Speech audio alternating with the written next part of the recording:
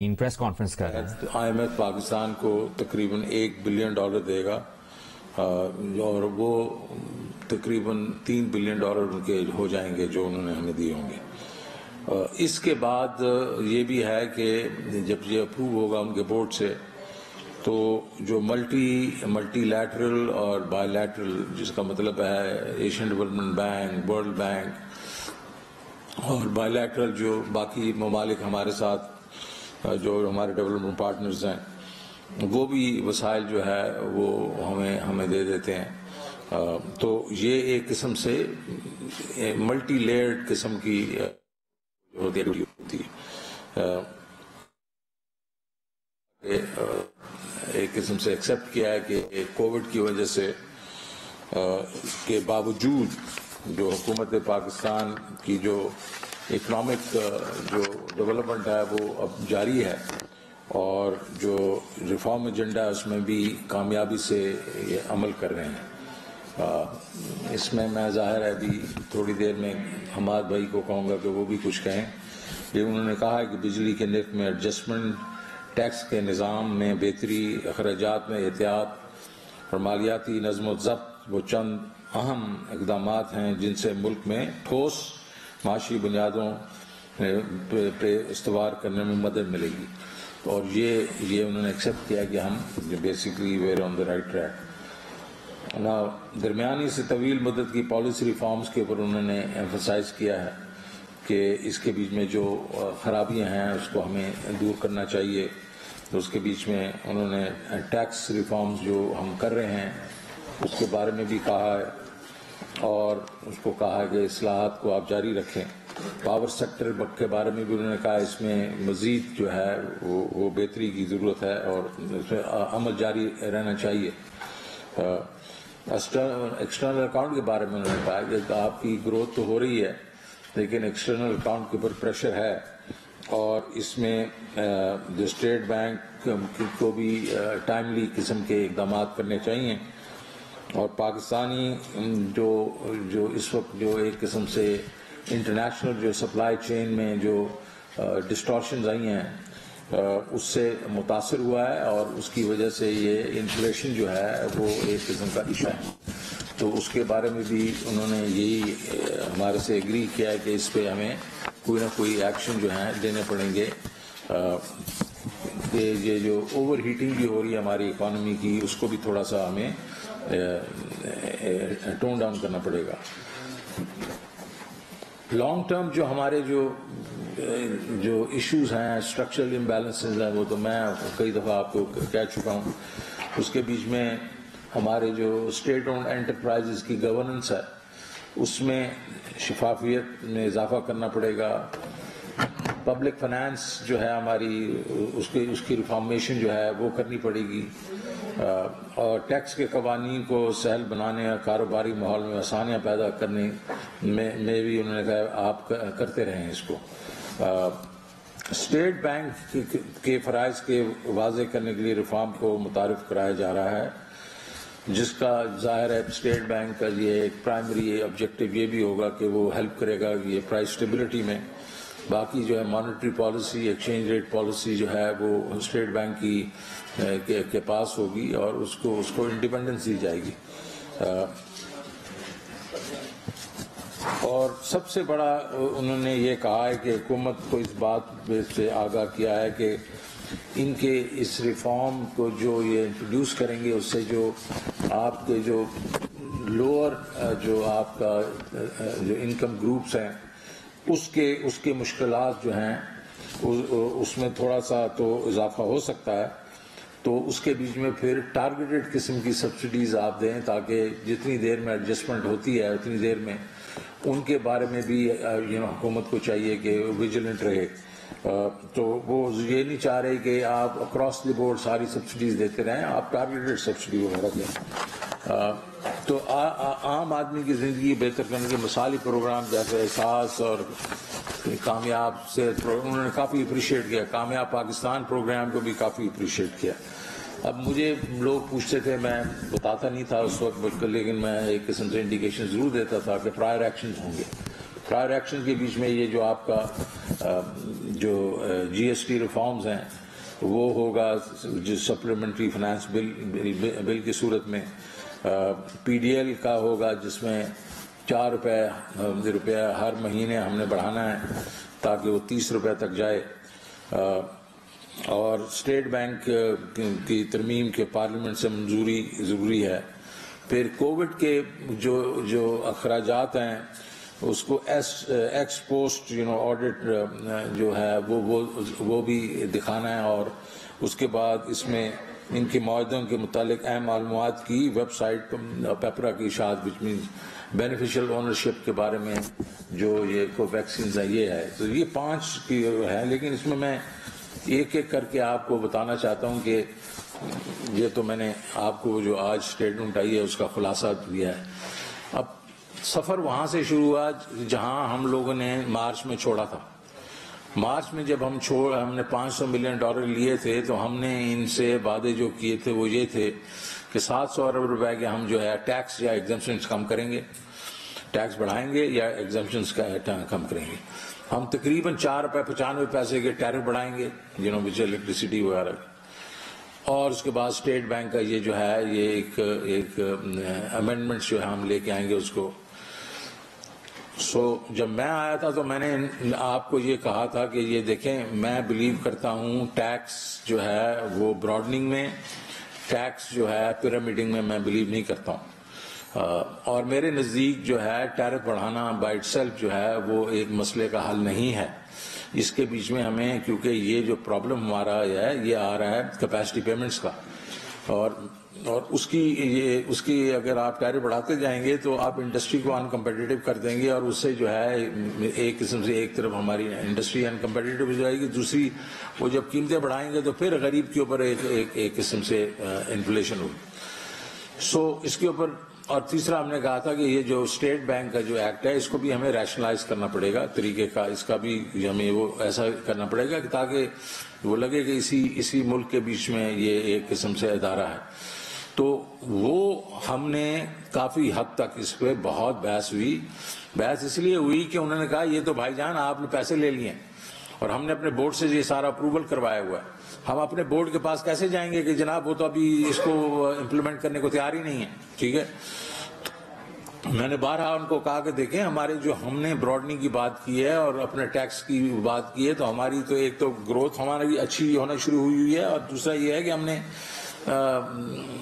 Tax جو ہے ہمارا تقریباً 200 ارب روپے 4 مہینوں میں اپنے ٹارگٹ سے زیادہ ہے۔ تو انہیں کہا وہ نہیں ہے، آپ پالیسی جو ڈیسیژنز آپ نے ہمارے ساتھ اگری کیے تھے آپ نے ان کو امپلیمنٹ کرنا ہے۔ کافی لے دے ہو کے میں صرف آپ کو یہ بتانا چاہ رہا ہوں کہ جہاں تک ایگزمپشنز ہیں اس میں تو ہمیں کچھ نہ کچھ دینا پڑا، حالانکہ اس میں بھی ہم نے یہ ایگریکلچر سائڈ کو بچایا، فوڈ پروڈکٹس کو بچایا، اور اس میں یہ فرٹیلائزر پیسٹیسائڈ اس کو بچا لیا۔ اور دوسرا یہ ہے کہ انکم ٹیکس میں نے سارا کچھ ہی بچا لیا، جس میں آپ کی پروویڈنٹ فنڈ کے بیچ میں ٹیکسیشن تھی، اور پرسنل انکم ٹیکس کے سلیبز جو انہوں نے وہ کرنے بڑھانے تھے اور ٹیکس بڑھانا تھا۔ تقریباً 700 کا آپ سمجھیں کہ 350 بلین جو ہے وہ ہم نے ادھر تک اس کو لے کے آئے دونوں سائڈوں کو ملا کے، آدھا آپ کو بچا دیا۔ دوسرا یہ ہے کہ حماد صاحب بتائیں گے کہ انہوں نے بھی بہت سگنیفیکنٹ جو ہے وہ ریڈکشن دکھائی ہے اپنا ٹیرف کے اوپر۔ اور تیسرا جو ہے کہ ہم نے جو اسٹیٹ بینک کا جو اب ایکٹ ہے اس کو ریشنلائز کیا، اس کے بیچ میں کئی ایسی چیزیں تھیں جو صرف اسٹیٹ بینک کے لیے حد تک کی تھیں، اور باقی تو مطلب ویدر اکاؤنٹیبلٹی وغیرہ جو تھی وہ اس میں سے وہ نہیں تھا۔ تو ہم نے یہ کہا کہ کانسٹیٹیوشنلی یہ ٹھیک نہیں رہے گا، تو وہ بھی ہم نے ریشنلائز کیا ہے۔ لیکن یہ بات طے ہے کہ ہم اس میں بلیو کرتے ہیں کہ اسٹیٹ بینک جو ہے وہ سینٹرل بینک جو جس طرح دوسرے ملکوں میں انڈیپینڈنٹ ہوتا ہے ان 2-3 چیزوں میں، monetary policy, exchange rate policy ہے، پرائز ڈٹرمنیشن ہے، اور اس کی باغ دوڑ جو ہے وہ ان کے اپنے پاس ہی ہونی چاہیے ایز اے آٹونومس باڈی۔ وہ ہم اس میں بلیو کرتے ہیں، تو انشاءاللہ وہ ہم اس کو پاس کروائیں گے۔ تو اس وقت جو ابھی ایک چیز جو ہم لوگوں کے بہت اس لیے بحث یہی ہوئی اور بحث زیادہ لمبی نہیں ہونی چاہیے تھی، لیکن بحث اس لیے ہوئی کہ ہم نے $500 ملین مارچ میں لے لیا تھا اور ہم نے یہ اگریمنٹ کر لیے تھے ان کے ساتھ. اس سے پیچھے ہٹنا اور اس کے ساتھ ان کے لیے بہت مشکل ہو گیا تھا، اس لیے یہ تھوڑا ٹائم لگا. لیکن میں اللہ تعالیٰ کا شکر کرتا ہوں، اس نے ہمیں یہ ہمت دی کہ ہم اپنی جگہ پہ کھڑے رہے اور مضبوط رہے. میں اس سے پہلے کہ میں حماد بھائی کو دوں گے وہ بھی ایکسپلین کریں، میں اپنی ٹیم کا، جس کے بیچ میں حماد اظہر صاحب اور ان کی ٹیم، ہماری فائنانس کی ٹیم، FBR کی ٹیم، ان سب کا میں ان کا شکر گزار ہوں کہ انہوں نے بہت محنت کی. بڑے لوگوں نے ویسے کئی دفعہ کہا بھی صحیح کہ کمزور ٹیم ہے، کچھ یہ آوازیں بھی مجھے سمجھ آئیں اور مجھے افسوس ہوا اس پہ، کیونکہ یہ بڑی مضبوط ٹیم تھی. حالانکہ ان کے پاس وہ ایکسپیرینس نہیں تھا جس طرح پرانی ٹیموں کے بعد جنہوں نے کئی دفعہ IMF پروگرام کیے ہیں. ان کے یہ شاید پہلا ہی پروگرام تھا ان کا، لیکن انہوں نے کافی مطلب دل لگا کے دن رات محنت کی اور یہ کنکلوڈ کیا جو آج آپ کے سامنے آیا. اور انہوں نے بھی اینڈ پہ تعریف کی اس ٹیم کی. حماد بھائی. شکریہ جی. سب سے پہلے تو یہ کہ ہمارا انرجی کے اوپر جو اگریمنٹ ہوا IMF سے، وہ جتنے تمام سیکٹرز ہیں، سب سے پہلے انرجی کے اوپر یہ اگریمنٹ ہوا تھا، اور یہاں پاکستان میں جب ٹیم تھی تو الحمدللہ ہو گیا تھا. اس کے اندر جو پرائر ان کے ایکشن تھے بیس ٹیرف انکریز کا، وہ ہم پہلے ہی پچھلے ماہ لے چکے ہیں، وہ آلریڈی نوٹیفائی ہو چکا ہے. اگلے چند ماہ کوئی مزید بیس ٹیرف کے اندر ابھی فی الحال ہم رائز نہیں دیکھ رہے. چند ماہ کے بعد ایک شاید ہمیں ٹیرف رائز کرنا پڑے، لیکن اس کی تعداد کافی کم ہوئے گی جو حالیہ ہم نے پچھلے ماہ کیا ہے.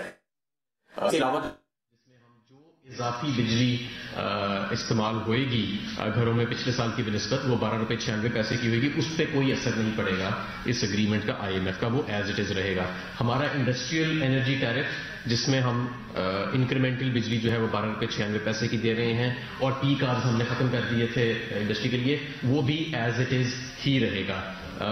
یہ انہوں نے IMF کی ٹیم نے تسلیم کیا کہ انرجی کے شعبے میں مثالی کام ہوا ہے، اور سرکولر ڈیٹ کے اضافے میں جو تیزی سے کمی آئی ہے اس کو انہوں نے اپریشیٹ کیا.